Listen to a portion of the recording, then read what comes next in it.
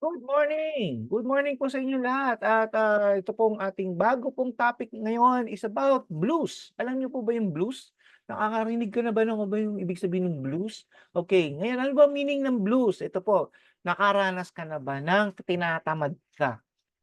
Sinong tinatamad dito? Ayan, parang tamad na tamad ka, you are lazy, 'di ba, wala kang joy, you feel so tired, 'di ba? You feel so stressed, I don't want to go to work, I don't want to go to school, I don't want to move, I don't want to do anything. Tamad na tamad ka because that is your blues.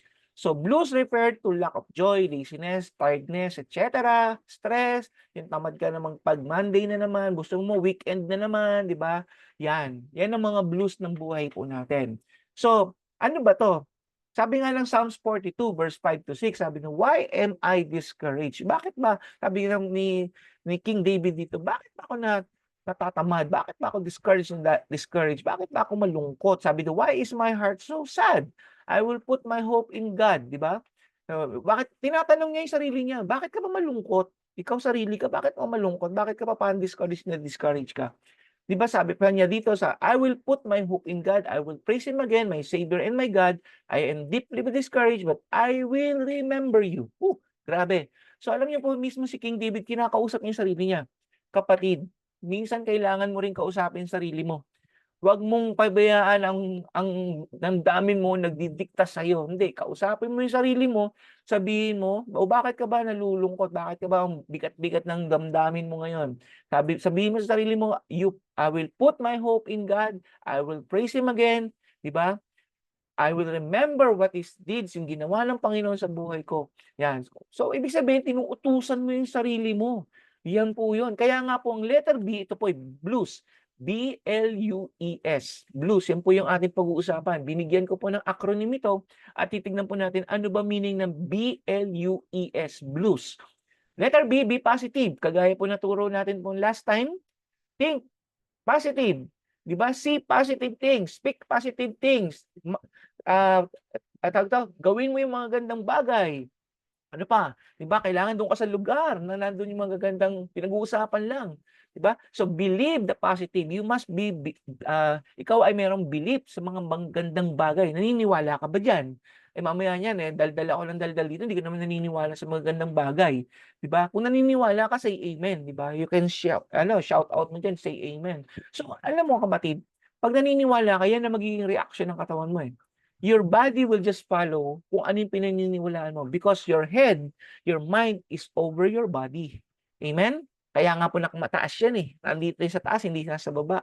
Because everything will follow. Kung ang inyong mind ay sinasabi niya, sinisignal niya, malungkot ka, may sakit ka, etc., negatibo, susunod yung katawan mo. Pero kung ang mind mo, puro positibo at si Jesus ang nakikita mo lagi, ang iniisip mo lagi, you will be encouraged. Philippians 4:8, ulitin po natin 'to, binasa natin last time. Fix your thoughts on what is true, honorable, right, pure, lovely, and admirable. Tutok lang tayo kapatid, tutok lang tayo mga kasama sa mga bagay na magaganda, honorable, right, pure, lovely, and admirable. Titignan lang natin 'to, iisipin lang natin itong mga bagay na maganda 'to at tayo magpupuri, worthy of praise. Yan lamang po ang ating isipin, makakatulong po yan sa ating buhay. Kaya 'pag nangyari po 'yan, yung mga negative natin na sa pinagdadaanan, sa isang tabi lang 'yan, si Lord nang bahala diyan, amen? Yan ang tinatawag nating pinaubayan na natin kay Lord. Kaya enjoy your life, 'di ba? Hindi lang yung parang nag-uubos ka ng lakas mo dito sa mundo, hindi. Kailangan na you have to put it down to God. "Lord, bahala ka na dito. You are in control of everything."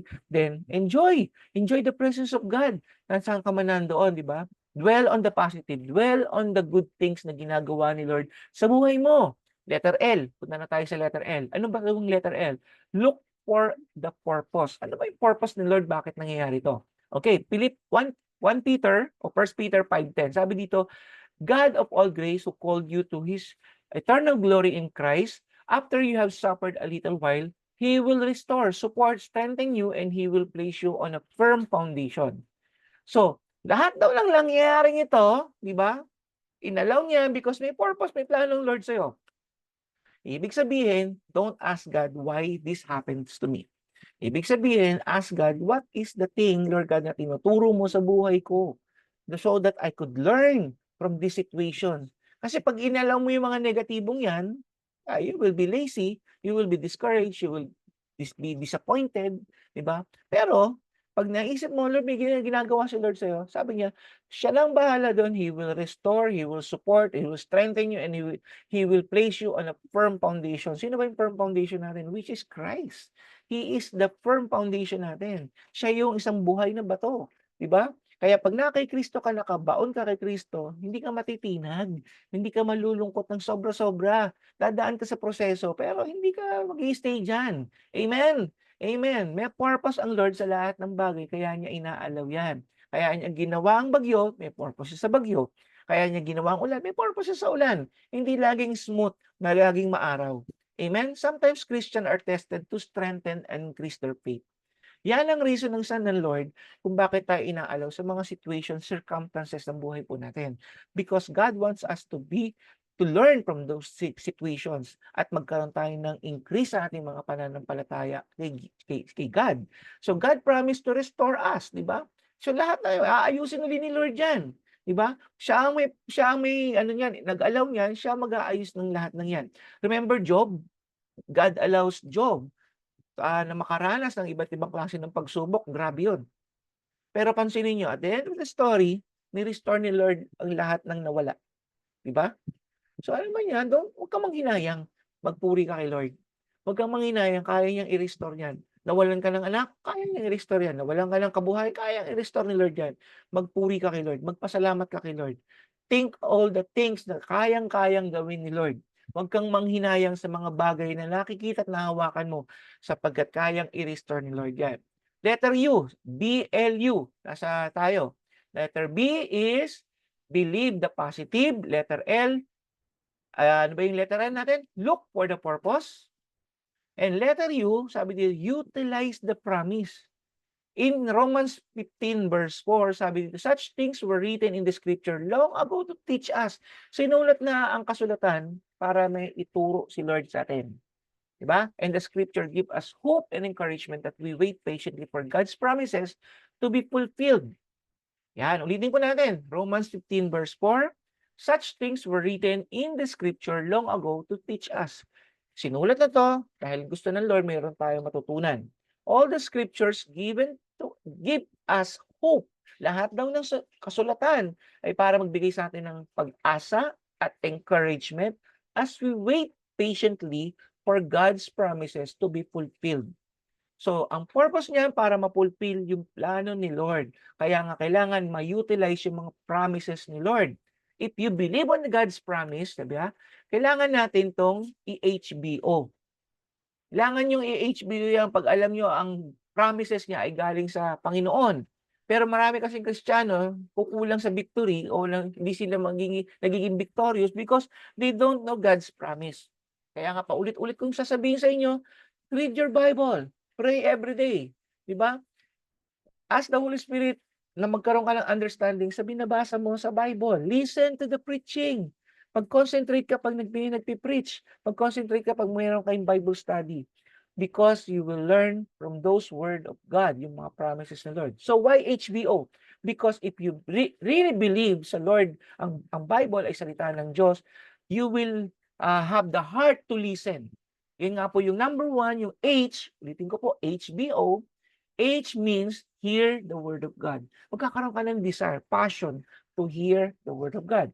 Letter B is you believe the word of God. Hindi ka naman maniniwala kung hindi mo narinig eh. Di ba? Kailangan marinig mo muna bago ka maniwala.